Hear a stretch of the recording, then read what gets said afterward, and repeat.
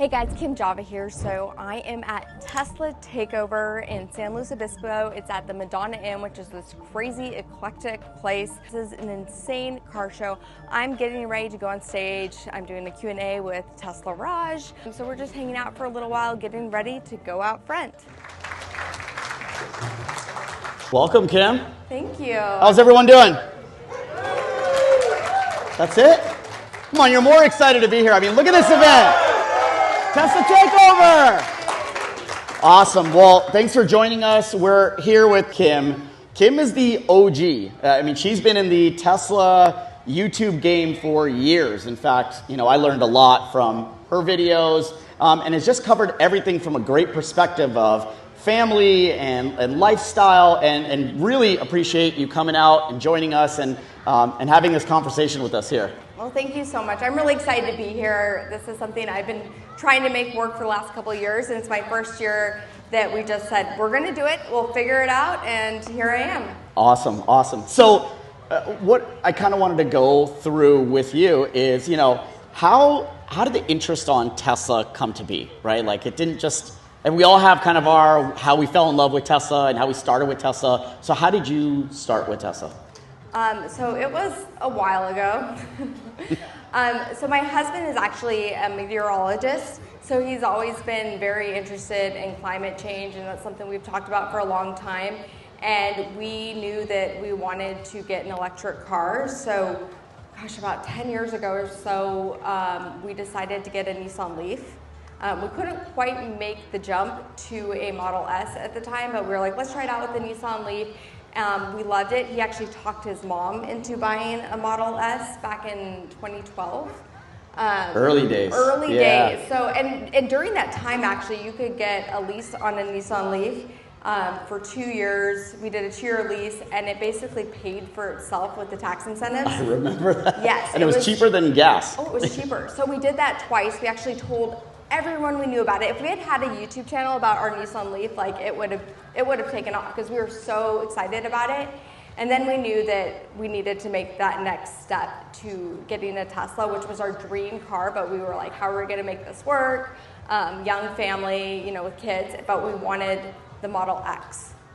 So that was kind of how that You went all the came way out. to the top. So we put a reservation in, and And this is when the X first came out. So Yes. the cheaper ones were not available.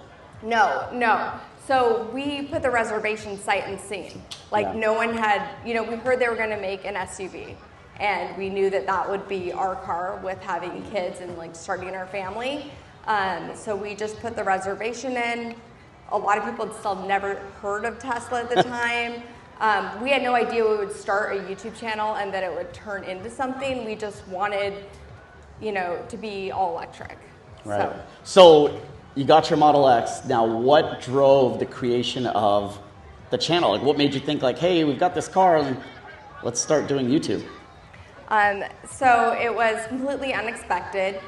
They had an event in Georgia for reservation holders called like Meet Model X, where we actually got to go see it for the first time. And we thought it'd be fun to just record it for fun and share it with some of our friends and family. At the time, we would post like little videos of our kids on YouTube to share with our family. We were living in Atlanta, our family's in Seattle. We actually had a channel called Landon and Liam Toys and Travel, which is a terrible name for a channel, way too long, but it was just like for fun. So we posted that video that we took at the Meet Model X event to that channel to share with the friends and family.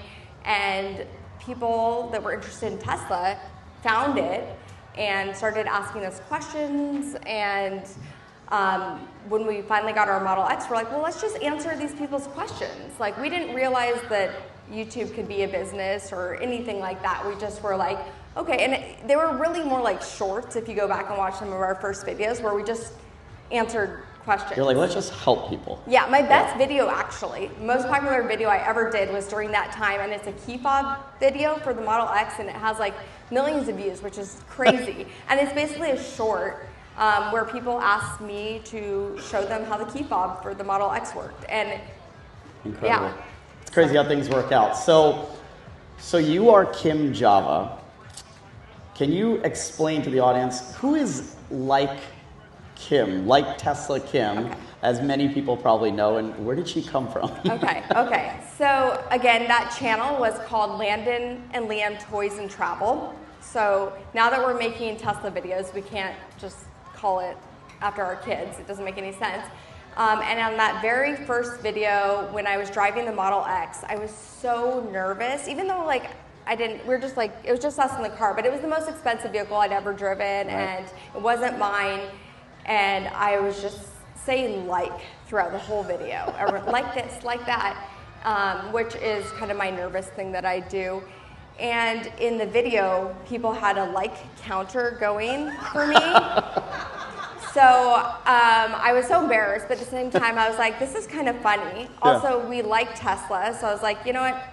Let's own it. Yeah. And just call the channel Like Tesla, and that's kind of how Like Tesla came about. And we were that for the first, 4 or 5 years until we decided to change it just to my name, which is Kim Java. I do love coffee, but Java is actually my last name. Yeah. Best thing is to embrace it. That was awesome. I'm sure maybe not everyone knew that story, so I thought that was like a good one to bring up. Okay, so like I said, you're one of the OG Tesla content creators. You've been covering it for years. What keeps you, still like excited and interested in making content on Tesla as well as all other EVs, because you've covered other vehicles outside of Tesla? What keeps that fuel? I just feel like it's always changing. Like there's always something going on. Obviously, Elon Musk is active on Twitter or X or whatever. There's just always something that's like crazy that you wouldn't believe happening. And there's all these different companies. Now there's all these different electric vehicles coming out, and it's really exciting to see that change and that transition. So for me, it's just learning about new things. My background wasn't in cars or tech or anything like that, but I really enjoy learning about it. Right. I also enjoy meeting the community members, seeing the excitement out there and how much it can really change your life. And I don't know, it's fun. It's the passion. It started from a passion, so it never feels like work at all. It's definitely changing constantly, and I think that attests to what lately you've been doing is kind of covering almost on like a weekly basis, news. The market is changing so much that you actually have content to cover weekly. Yeah, that's something fun. So we decided to go full time, and in doing so, I've been able to have my husband on the channel a little bit. And one of the things we like to do is just like a little news recap together where we just sort of talk about the topics. Don't go too in depth, but we just kind of chat, just like, you would with a friend on there, and, make little jokes and give a little bit of news about it. But there's so much content. Honestly, we both have all these ideas of things we want to talk about, and we really have to narrow it down to the most exciting events for the week when we do those videos, which we'll do a lot more of this fall. This summer we've had to take a month or so off of that. We've been traveling, but we're going to make that a weekly thing for sure. Yeah, absolutely. It must be fun to work with your significant other. It's pros and cons for sure. Yeah. So what sets your content apart from other Tesla-related YouTube channels? Like, how do you differentiate yourself and provide, that value for your audience? Because I know I could say what it is, but I want to hear from you. Like, what is your niche? Yeah. So first off, I feel like in this field, the car field, there's not a lot of people that look like me, like women. So that's an obvious one. But also, thank you. Absolutely. I do want to empower, and I have a daughter now too, so I feel like, getting women into this field and making it okay for us to like these things is a big deal. But also being a mother, that's a big thing for me, is having kids and family. And so when I'm looking at any vehicle, I'm looking at more of the practicality of it, like how is this really going to work? A lot of our early videos were vlogs where we just showed, this is how you go on a road trip, this is how you pack your car, this is, very simple things, but those were things that real people wanted to know. They didn't necessarily, you can read the technical reports of everything and see that science side, but to actually see someone using it in a day-to-day life is a very different story, and that's my goal with the channel, is just to answer everyday people's questions, No question is dumb, no question is stupid. You know, I'm learning as I go too, so if I'm curious about something, chances are somebody else is too. Right. I would agree. It's like very relatable. You know, myself also, I have 2 kids now, and so a lot of the things that you see you going through, you're like, and even when you put in those moments that many people may not want to put in the video, like even like a kid crying and stuff like that, you're like, yep, I know exactly that. It's not all pretty, but we get through it, and like how you get through it and how you continue to enjoy the moment and have fun and how you incorporate Tesla and electric vehicles into the equation, I think is really cool and highly relatable, so completely agree. So what, you know, after years of making content, what's one of your most favorite Tesla moments or experiences that you've had while creating content for your channel? Okay, there's been a lot, but there definitely is a couple that stand out. One of my favorite moments was actually, Tesla used to have this amazing referral program that I was really lucky to be a part of. So there was a lot of really cool opportunities with that, and one of them was to get to go to the Falcon Heavy launch, and I had never been to anything like that in my life, and it was really cool because if you don't know, when you go to these rocket launches, the weather has to just be perfect. Like, they will not even attempt until it's completely perfect conditions. So we actually ended up staying there for about a week in this great hotel with a bunch of other Tesla people that I got to know really, really well, and just spend like just good quality time. And my kids were there, my husband was there, and we all got to know each other's families. Yeah. And it was a really life-changing experience for my kids. Yeah. Like my son, you know, my kids still talk about it today. Just seeing that rocket launch and land, and, you know, hearing the song boom, like all that stuff was just such an amazing experience. It was so cool. So that's definitely something that sticks out and I'll always remember. Yeah, it's something that they'll never forget. So if you ever have the chance to see a rocket launch, absolutely try to get it. Try to see one. Make your way out there. Definitely life-changing for sure. Okay, so, you know, we're sitting behind the screen. We see your finished product, which always comes out nice, and the videos look perfect. But give us a little peek behind the curtain, right? How is it creating videos with, for those of you who don't know, Kim has 3 kids. You know, the family is all around. What goes on behind the scenes, and how do you do it? I have 2, and I can't imagine adding 1 more to the equation and putting out videos as often as you do, and the quality, it's just blows me away. So what's actually happening behind the scenes? A lot of screaming. So usually it starts with like an idea. I have this brain that just never stops going, and I constantly am thinking about things I want to do, which is a blessing or a curse, because I'm also terrible at finishing any of those things. But my husband's really good at that part of it, so we make a really good team. So usually I'll come up with the idea, outline it out, he'll film me, and then he is actually the one that edits our videos, which I don't know if people know that, but and he always says 1 minute that you guys actually see is about an hour of production time where we're, you know, working on the video in some capacity. So it really does take a lot of time. He also has a broadcasting background, and I have an acting background from like years ago. So I think we kind of put all that together.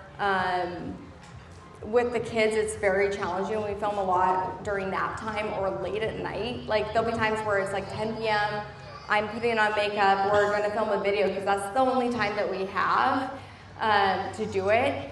My daughter hasn't, this year I'm going to put her in daycare because we're hoping to put a lot more content out, but I really wanted to be a stay-at-home mom. I was a stay-at-home mom for the boys. I want to be like very involved with my kids. That's really important to me as well. So we just, you know, sometimes my 11-year-old will kind of watch my 3-year-old. Like, we'll be like, can you just play with her? If, you know. Life hacks. Yes, exactly. We'll get like neighbors to help out. We have a lot of really good neighbors that sometimes will watch her. The boys are pretty self-sufficient now, and sometimes during the summer months, I try to do more videos with them. I might do a vlog or things where they can be a part of it. My 8-year-old son loves cars, loves Tesla, loves everything. So I always envision someday maybe he'll take over the channel because he loves it so much. So I try to do as much with him. I almost brought him actually because maybe next year I'll bring him, but they're definitely additives to the channel. I think they add, like little wings to the content you're creating because they're, like you said, they're into it as well. They're climbing in and out of the Model X and playing games and things like that. So they add that, that relatable factor, and it all kind of comes together. I think that's why it works so well for you guys. It's like everyone is together, all on the same page, thinking about the same stuff. But there are challenges of screaming it's kids. Not easy. It's not. They're just regular kids, and like the boys are really close in age, so they fight a lot. They're at that age. One of my kids is super hyperactive, so we just constantly have to keep him busy, and probably too much screen time, and all the same stuff that most people deal with nowadays. I think we all appreciate the dedication for what you put out. So how do you envision the future of Tesla and electric vehicles in general? Like, what impact do you believe that they're going to have on the automotive industry and society as a whole? Obviously, you've done a lot of videos with a lot of different brands. So how do you see the future of that evolving in the next year, 5 years, 10 years? Yeah, so definitely everything's going electric now. We're seeing that all the OEMs are coming out with new vehicles that are all electric. Everyone's plan is to be all electric. We hear that like all the time. By 2025, we're going to be all electric. So that's happening now recently with the Tesla charger, the NACS. Everyone is switching from CCS. So that is huge. I think we're going to also see that more and more now with FSD, that bigger companies are going to need to utilize more of what Tesla has for them if they want to stay competitive in the automotive space. So I think that's going to be a big thing we're going to see in the future with a lot of this. Something that I'm, curious to see how it all plays out is with the Tesla bot and Optimus. I'm really curious because Elon's talked about that being the future. Yeah. So I'm curious what will actually happen with that. Right now it seems so hard to imagine, right? Like you're like, how is that going to be part of my life? But then, 20 years ago, we would never imagine that we'd all be here, because we're interested in Tesla and electric cars, and look at the following that has happened. So I kind of believe it all now. I'm very excited about it. I really love learning about technology now, and the environmental aspect I think is so important. I think that's really where it all roots from, is just, figuring out ways to cut your carbon footprint. And that's what Elon Musk is all about, and why we're all so excited and listen to him and follow him and all that. It must be wild to see, because you started in 2012, and to see from 2012 to just even looking around and seeing this. In 2012, there wasn't any of this. There wasn't nearly as many accessory manufacturers, brands, anyone even slightly interested in doing this much for Tesla. And then now today, where we have this giant 2-day event and all these people here and people that have done amazing things and brands and collabs, and it's insane to see that growth. It really is. So when we started our channel, the only person out there making YouTube videos that I knew of was Bjorn Nyland, which I don't know if you guys, but he was the first YouTuber for Tesla. And his stuff was great, very informative, but my husband watched a ton of it, and he would always be like, "We have to watch this, you have to watch this," and we were so excited about this company.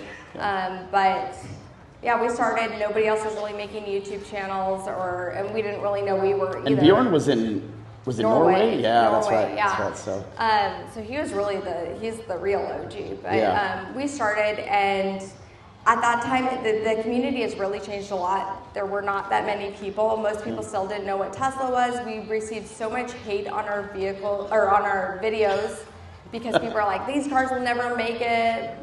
There's some of that still doesn't much change. of that. But what's interesting, I will say, is in the beginning, if you had a video that maybe the thumbnail or the title of the video was slightly negative about Tesla, those videos would do really, really well. People rooted to hate Tesla, but now it's really changed, where if you say anything negative about Tesla or criticize them in any way, it's almost the opposite, where you get the fanboys that sort of attack you. That's right. So it's, as the community has grown, that sort of the mindset of it has also changed. Totally. So apart from Tesla, there's obviously many other electric vehicles, brands, models. What's one of those that you find interesting, that's caught your eye, that you're kind of following a little bit more? It's like your number 2 to Tesla. Because I know at one point, those of you who probably watched, you went back and forth between maybe jumping ship and trying another vehicle. But like, what's on your radar? Yeah. So I obviously, having kids, I'm looking at all the SUVs. For me, that is what I'm really excited about the most is, you know, I love a fast car, that's really fun, but the practicality of my life and what I need is an SUV. I need, you know, seating and cargo capacity and things like that. So, you know, Rivian, you know, they had the R1S, and I've made some videos with that. I just did a video with the Mercedes EQS SUV. That's the last video I posted. I'm really excited about the Volvo EX90. Ooh, yeah. So that is a vehicle I've always loved before they went electric. So I would love to make a video with that. I think Hyundai has some cool stuff coming out. They have theirs coming out, and then I've done a bunch of stuff with VinFast recently, and they also have a larger SUV coming out. So I think those are what really is. I mean, there's so many. I could go on and on and on. But like I would love to get my hands on all those and just do a compare and contrast to my Tesla Model X, which I love and is still, I think, the best car that's ever been made. But you know, I love seeing everything else too. It's exciting. Yeah, definitely. So can you describe any challenges or obstacles that you faced while running your YouTube channel, aside from, you know, family and stuff like that, and, you know, how you've been able to overcome that and continue to grow on YouTube? I think YouTube is a tough space. It's a space that, like, if you hit it and you do really well, but there are also times where you kind of have to just, like, give yourself the boost to keep going, and there are times where you just kind of feel a little defeated. So any of those moments that, you know, happened to you and what you did? Yeah. Well, first of all, we do have like a filter section on the comments. So we have certain words that will go to a separate section, and then my husband checks it and approves them. I don't check that because it's just, why would I? You know, it's not good for your mental health. Yes. So I don't even do that. He'll go through those and like approve, and I'm just like, don't even tell me. Sometimes we did do one video that was a mean comment video, just like for fun. But most of the time I don't check those, and most of the people are pretty supportive. There's definitely been challenges. We took a big break during COVID and my pregnancy of my third born. I gain a lot of weight every time I'm pregnant. I actually gained 60 pounds every single pregnancy, and people are mean. Like, people are like, oh, she's, you know, they're just kind of tore me apart. And I was like, I don't need that. I'm going to take a break.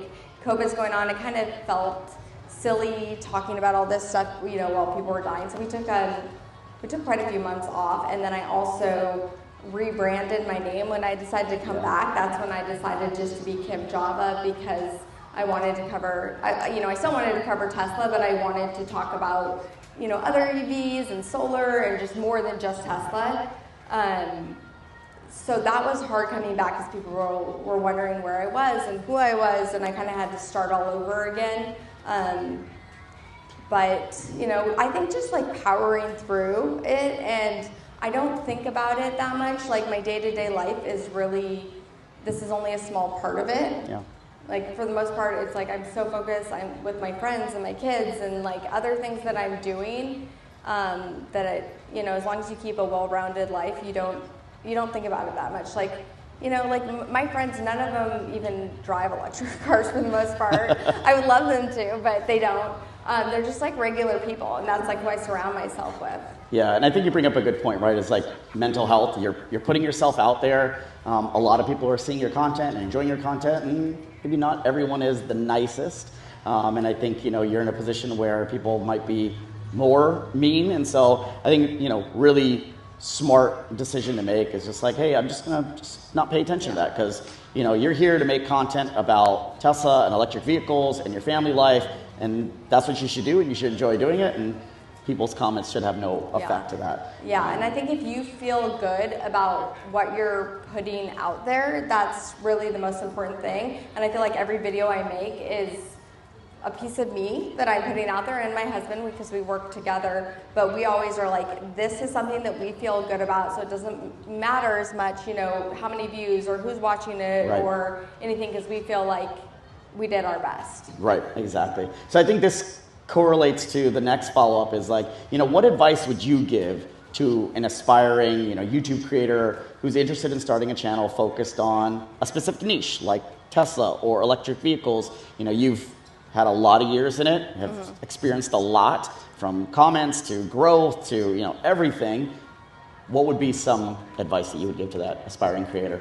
I mean, ideally, get a time machine and go back 10 years because it was a lot easier.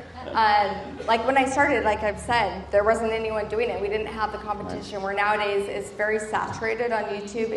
In this field, it's a lot harder. I don't know if I started now, if I would be as successful, the channel would be as it is now. I don't know. But at the same time, like my advice to people, actually my oldest son is starting a YouTube channel this summer. I'll shout out to him. It's LV Hoops. He loves basketball and he makes a basketball YouTube channel. But my advice to him is always just keep at it. Like don't worry about the views. Don't worry about any of that. If you feel good about what you're putting out there, that's really what matters. And then you have to stay consistent. I think that's a big part of it too is, the algorithm is a big part of if your video gets shown to people, and you can monitor all that, and so staying consistent with it. And then like every single video that I make now, and in the beginning I didn't do this as much, but more now, I think, why would somebody want to watch this? Like, why is this interesting, and how is this different than other content that's out there? And how am I gonna let people know what this video is about and grab their attention in the first 5 seconds? Because otherwise they're just gonna move on. And so I really try to think about all that even before I make a video. Like I usually will have an idea of what I want the thumbnail and the title and what I want it to be about before we even start. So I think all that is just really important if people are interested. And I've been kind of showing my son that and how to do certain things. But he's amazing. He's 11 and he can edit all by himself, does the whole thing all by himself, and it's these kids today. That means, based on that, he should probably be a beast on YouTube soon. Well, we'll see. LV Hoops. LV Hoops. He wanted me to shout him out. There you go. Cool. So I guess, kind of wrapping this up here, how do you see your role as a Tesla YouTube personality evolving in the future? Like, I guess, is there any new content ideas, projects that you have in mind? Like, what's next for Kim Java? Well, I never fully know, but we have decided to go full-time. So my husband decided to leave his job, so we are just doing this. This is it for us now. We're all in on it, so I think we're going to be producing a lot more content. We decided to put, our daughter's now 3, so we decided it's okay for her to, go to daycare, so we'll have a lot more time. And I think, that always opens the doors, more opportunities. We have more of a team now than we ever had. We have people, helping us with brands and things like that. And, I think there's just going to be a lot more content out there for people, hopefully. No, that's awesome. Those who love you, they can expect more content, and I think that also holds you accountable. Like, keep pumping out the content, but also keep the awesome balance that you have with your family and your kids. And we appreciate everything that you've done for the community, continuously putting out awesome content that's relatable, that we love, that we can leverage and utilize, and everything that you're doing. Really, really appreciate everything you've done. Thank you so much. And thank you to all of you guys out here for supporting us. Thank you. Thank you.